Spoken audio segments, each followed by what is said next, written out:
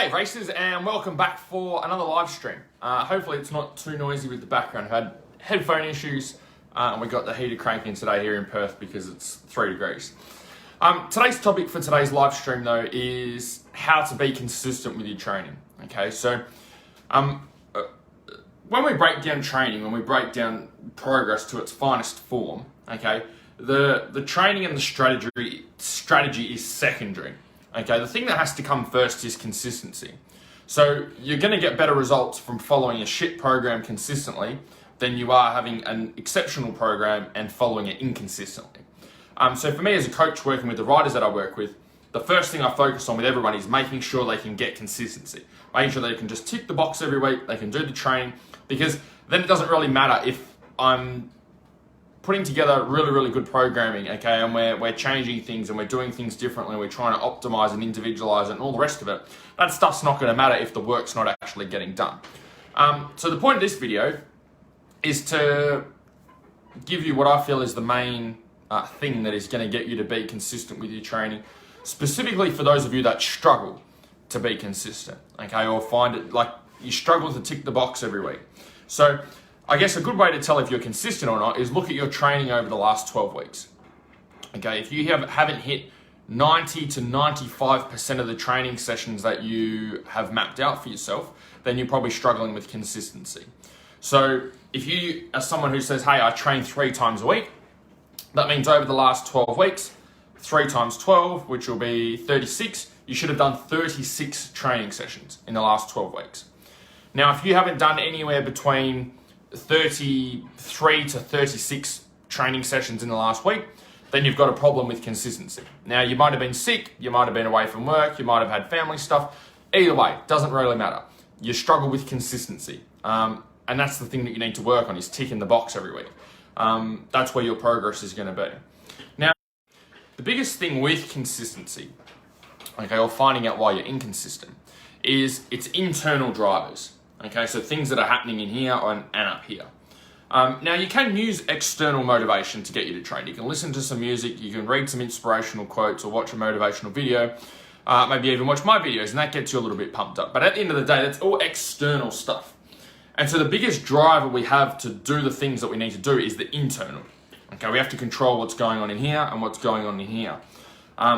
Because that's where the long-term progress is. That's where the sustained consistency is, not just getting through one session or getting through a week and then falling off the wagon.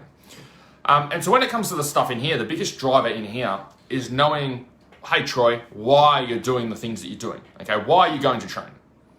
Now, there's surface level stuff. Oh, I want to get fit. Oh, I want to be able to ride a little bit longer. Oh, I want to be healthy. Oh, I want to lose a little bit of weight, right? But that's all surface level stuff. That's not really going to drive you to be consistent with your training. The thing that's really going to drive you to be consistent with your training is setting a specific goal or outcome that you'll want to achieve, and also having a deadline as well to be able to work with. Now, the reason that I know that this is a big driving factor or driving motivator is because I've been coaching since 2014, right? And so over that time, I've worked with a lot of people, so you pick up different patterns and you see people that are really motivated and really dedicated, and you see people that really struggle. And one of the key differentiators between the people that struggle and the people that find it easy to go and train is, number one, they have a very specific goal that they're working towards, and number two, it has a deadline. So for example, if we look at, like, say, the Fink Desert Race we've just had now, the guys that I work with that get ready for Fink are really great to work with, because they're really driven and really motivated and they have a clear deadline that they have to get ready for. So what that means is, because there's a clear deadline that they have to be ready for, their level of motivation and drive is greatly increased in the lead up to that, with their training, with their nutrition, with the work that they put in. Because there's a deadline there. There's a goal that they've got. Hey, I have to be ready for Fink and then the deadline by this specific time. So that forces them to put in the work. It forces them to eat better, forces them to go training when they don't want to train, forces them to eat better when the rest of their family's going out eating a bowl of ice cream and they're not eating a bowl of ice cream, okay? It forces them to put in the work and put in extra work in comparison to just going, oh, I just want to be fit and healthy. Because when you say you just want to be fit and healthy, or you just want to ride a bit better, there's no deadline, there's no urgency, there's nothing to work towards. So one of the things that I encourage our guys to do and specifically guys that I work with that maybe do one race a year, so maybe like Fink, or guys that haven't raced before that are wanting to race, is I tell them to set your goal first, okay? Set an outcome that you're working towards. So if you've never raced before and you want to do your first race, go and nominate for your first race. Get your entry form in. Because what that's going to do is increase the level of action that you take, because now you're going, shit, like I have to be ready. It's not like, oh, I might race, I might not race, or I might ride, or I might not ride. It's like, this thing's happening. You're booked in, you've locked it in, you've paid for your entry fee, you're ready to rock and roll. So then your level of action will increase to make sure that you're ready. Same thing happened for me recently. I found for my training, it was getting a little bit stagnant. I didn't have a specific goal. I was just going through the motions, and I was like, all right, I need to set a specific goal.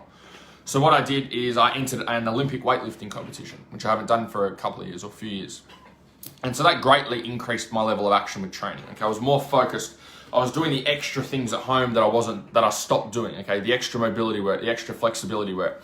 Dialed in my nutrition, paying more attention to how I was fueling myself. Okay, so instead of being 70 or 80% compliant, going to being from say 80 to 90% compliant with my nutrition. So my level of action and level of adherence increased because I knew I had this competition and I wanted to do well, and I didn't want to go to this competition and look like an idiot. And that's what happens when we set goals. When we set goals for ourselves, we automatically increase the level of action that we take.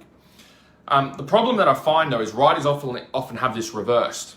What happens is they go, okay, when I do enough training and when I do enough riding and when I get fast enough, then I'll set this goal. And they've got it the wrong way around. You have to set the goal first to increase the amount of action that you take. Okay, you can't increase the amount of action that you take and then go, oh, I'm at a good enough point now I'm gonna start to set a goal. So the way that you set a goal is you have to be specific with it and then also set a deadline. So the example I just used, I did an Olympic weightlifting competition the other week.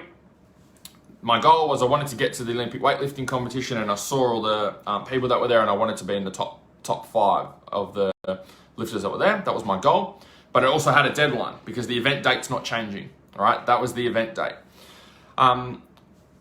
If you want to set a weight loss goal, great, and you want to lose 10 kilos, awesome. Set a goal of how much weight you want to lose, number one, a specific number, okay, or where you want to get to, and then by what date as well. Okay, so with our riders, I work on roughly half a kilo to a kilo a week of lost weight. So if you've got 10 kilos to lose, it could say be between 10 and 12 weeks. So your goal could be, hey, in 3 months' time, I'm going to be at this weight. And try and have something that you're working towards, okay? Always try, especially if you're trying to lose weight. Sometimes it's easy to lose weight because you've got a specific goal. The hard bit's maintaining the weight, okay? So if you want to get from 100 kilos to 90 kilos, that's usually the easier part. The harder part is staying at 90 kilos once you get there. And the reason that's so hard is because you've lost your goal. You can only lose so much weight. So that's when you need to shift to having a performance goal, okay? Which is where it could be a goal in the gym that's important for you. It could be going and doing a racing event, going and doing Fink, entering a pro motocross, entering a club day, doing a transmoto for the first time, doing a transmoto Ironman for the first time instead of in a team. So that way, if you're always setting goals throughout the year, you've always got something to work towards. And if you've always got something to work towards, you've always got that internal drive to keep you going. So as much as having a coach is important, and obviously that's what I do, as much as that's important, the coach is there as a guide for you, okay, to help to coach you, to move you in the right direction, to help you to make the tweaks and changes.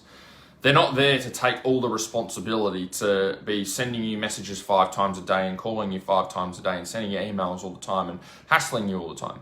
That's not how coaching works. Okay, coaching is supporting you to be able to move towards where you want to go and making sure you're following the right path to be able to get there and you're not getting off course. So hopefully you guys found that helpful. I guess the 2 takeaways from today is set a clear goal. Okay, if you're struggling to be consistent with your training, it's probably because your number one, you don't have a goal. Or number 2, it doesn't have a deadline. Or number 3, maybe the goal is just not important for you, okay? So set a goal and set a specific deadline for it. And the best way to do that as a rider or racer is to enter events. And to enter events that get you outside of your comfort zone. So if doing a Transmoto Ironman, you don't really have to put much work into it because you spend more time resting than you do, doing a Transmoto as a team, if you know that doesn't really challenge you or get you out of your comfort zone because you're going to be spending more time resting than you are riding, do something that's going to stretch you.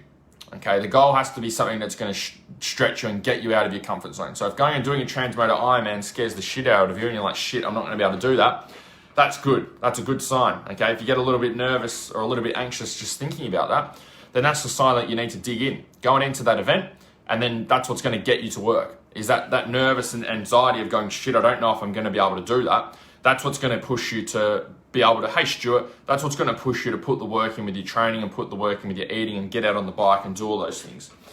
But yeah, again, the goal has to stretch you. Okay, the goal can't be, I got top 100 last year and think I want to get top 100 again next year, because you're going to go, I don't really have to stretch myself or do anything extra. If you want to drive yourself or push yourself to do the extra things that you haven't been doing, then you need to set a goal that's going to get you to do those things. And that means setting a goal higher than what you have previously. So hopefully you guys have found this video helpful. For those of you that would like some help from me, I'm looking for 5 riders that would like to lose, which fits in with our example today, that would like to lose 10 kilos over the coming months. So obviously you have to have 10 kilos to lose, number one. If you want to be able to fit into your riding gear without buying an extra big size, okay, or buying a new set that's the size up, then this will be for you. And also just really want to enjoy your riding more, okay? You want to get out and ride and spend more time on the bike than you do at the car, or spend more time out on the trails actually riding rather than pulled over on the side going, shit, I can't breathe. So if that's something that you are interested in, I'll put the link in the comments for you below with a little bit more information. And also an application link as well, which I've just put in there for you now. So if that's something you guys are interested in, feel free to click on that and apply. I'll give you a quick buzz and we'll see if you're the right fit for the program or not. Otherwise, hope you enjoyed this video, and I look forward to chatting to you guys soon. See ya.